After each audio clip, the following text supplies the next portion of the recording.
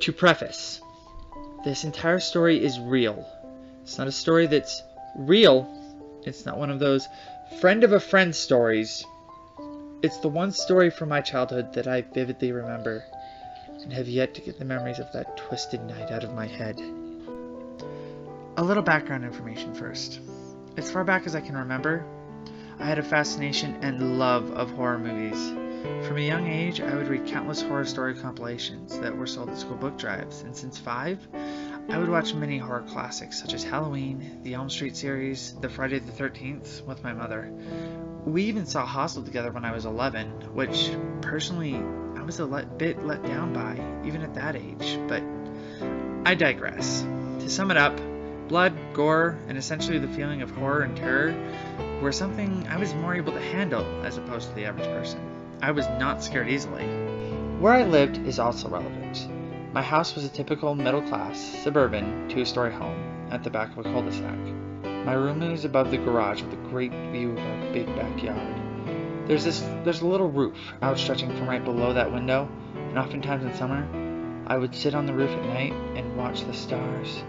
Half of the yard closest to the house is mowed. There's a little hill that leads back into taller, unkept grass that is technically not part of our property, so we are not obligated to attend to it. Inside of that tall grass, a small pond is there, and a tiny creek running behind it, mostly used for drainage and runoff. The road beyond that is the same one that my old high school is on. It was a 5-minute walk from my house if I cut through the backyard, which I so often did. It was one warm summer night in my hometown of Waukesha, Wisconsin.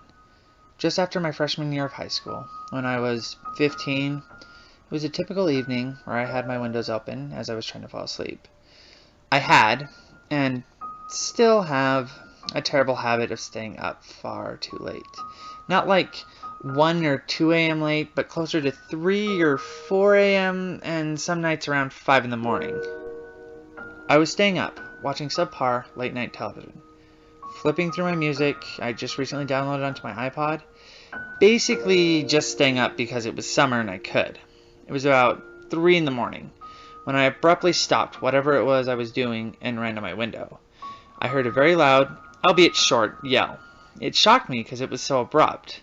So I looked out of the window, waited there listening for a few minutes to see if there was going to be more, but there wasn't. I chalked it up to neighborhood kids playing some night game like Ghost in the Graveyard. I looked into my neighbor's living room window and saw some lights faintly and slowly flashing, so I assumed that they were watching some movie. In hindsight, I would realize I was mistaken. About 40 minutes later, I heard the scream again. It was the same tone, the same voice, producing the blood-curdling scream. The difference between this scream and the previous one was that it was longer, louder, and more agonized. The way it sounded, it was one of those screams that you just instinctively know that is wrong. I ran back to the window to see if I could see anything, hoping that it was just my neighbor's movie, but I could tell it wasn't. The screams were at odd intervals and too far apart. Looking in my neighbor's window, I saw the same slowly flashing lights, and stared at them long enough this time for me to realize it was some decorative light they had in their house, and it was never a TV set in the first place. I immediately went to my parents' room. I tried waking my mother, alerting to her that I had heard someone scream and that I didn't know what was going on, or if I should do anything. It was useless. She was in too deep of a sleep. It's just a dream. Go back to bed. She mumbled in a voice that made it painfully obvious she was just sleep-talking. I went back to my room, trying to deny that anything was happening. Besides, if it were something bad that was happening, I'm sure someone in the surrounding houses that were closer to the noise would call if it were urgent. The noise was definitely close by, just around by my school that I get to by crossing my backyard, but there were definitely houses closer to where the origin of the noise came from. I went back to my window. I waited for a bit more, 5, maybe 10 minutes, and I finally decided to try and go to bed.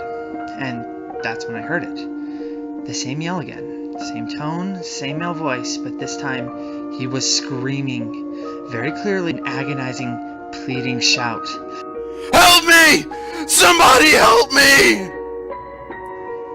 My heart sank, and I was overcome with a feeling of fear and dread. The severity of the position I was in overwhelmed me, and I was frozen at my window, trying to hear something more. About a minute, maybe less, passed, and that's when I saw them. The first came bursting through a canopy of trees at the edge of the creek. It was a figure, definitely male, running through the tall grass in my backyard. Sprinting, it looked as if he was running for his life. Shortly behind was another figure, seemingly male, about the first figure's height, following him, running directly behind him and quickly shortening their distance apart. As quickly as they appeared in the tall grass, they disappeared from my view just as quick. I ran downstairs to see if I could better see what was going on from my patio doors. As I got to the doors, I heard a final yell. But this time, the yell lasted for maybe half a second, and sounded like it was cut short. I assumed the worst. Panicking, I checked every single door and window in my house to make sure it was locked and sealed tightly. It took me about 5 minutes to complete the task.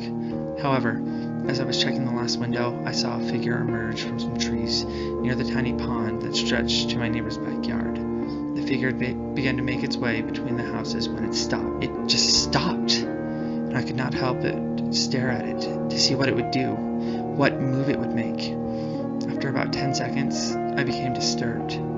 The feeling of dread and terror intensified, and I was frozen, just watching it. The way it stood there, still and unmoving, as if it could see me, as if it was watching me. I slowly began to back away.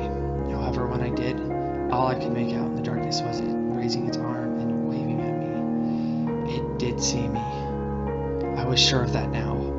Horrified of whatever it was or whoever it was, I ran to my room. I shut my window immediately, closed the blinds, and then proceeded to turn on all the lights in my room, watch every last stupid infomercial that was on TV, and call everyone on my contact list to try and calm me down.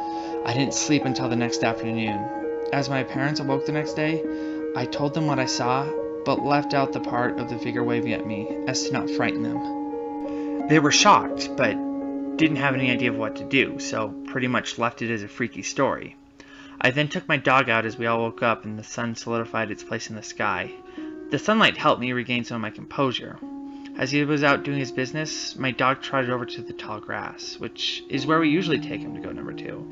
Seeing as it's already overgrown, we don't clean it up back there. As he was sniffing around, he picked up a trail and he eventually followed it. He dragged me along and I was slowly realizing it was the trail of the person from last night. Before I could begin to wonder where it would end up, I saw it, or rather smelled it. Behind a bundle of sticks and other overgrown foliage next to the pond was the body of the man that was screaming. His throat slit wide open, stomach carved out, and entrails strewn about in my very own backyard. His one eye had an X carved over it, and his mouth was open, frozen in the most twisted of screams.